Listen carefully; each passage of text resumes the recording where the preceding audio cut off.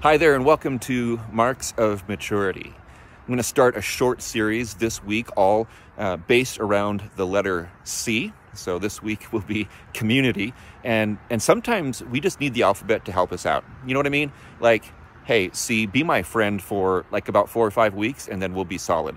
So we're going to talk about community this week, and I'd like to just share with you that I think community is equally as important as anything that we do on a Sunday morning. Now, can you find community on a Sunday morning experience? Well, yeah, but it's not designed for that. Sunday mornings we gather and we worship all together. There's the preaching and teaching of the word. There are all of those connection points, but that's not really doing life together, and we need to do life together. In fact, if you look in the New Testament, so many of the commands given to the early church had to do with how we relate to one another. Love one another, encourage one another, show hospitality to one another, exhort each other, teach one another. And that's all about doing life together. And so I wanted to give us just a brief, kind of a way of thinking about how this can work well for us. I know that so many people out there experience loneliness and desire that connection, but it can be kind of an intimidating or scary thing. How do we make this all work? So I want you to join me, take a deep breath.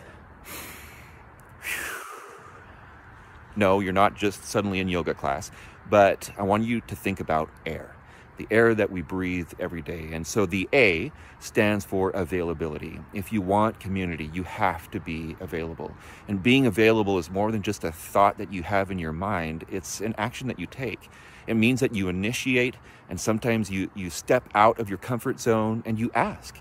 It's okay to ask. Ask people over to your home or join up with another group, or as you're having conversations with people, put yourself out there, initiate that conversation. I promise you, other people are just as nervous or reserved or shy or whatever as you might be feeling, and so be willing to take that first step. So be available. The I is for invest. Invest your time. Make it a priority for yourself. Lifelong relationships aren't forged over the context of just a couple of weeks. Give that group of people time, whether it's a formal group in the context of the church or just a gathering of friends. Invest your time, be willing to stick it out and to remain curious about those people, and to make it more than just a cognitive experience, make it a life experience. Do life together. So invest your time, make that schedule work, make it a priority to be present in other people's lives. And then finally, the R is for risk. And I just have to tell you, there's no two ways about this.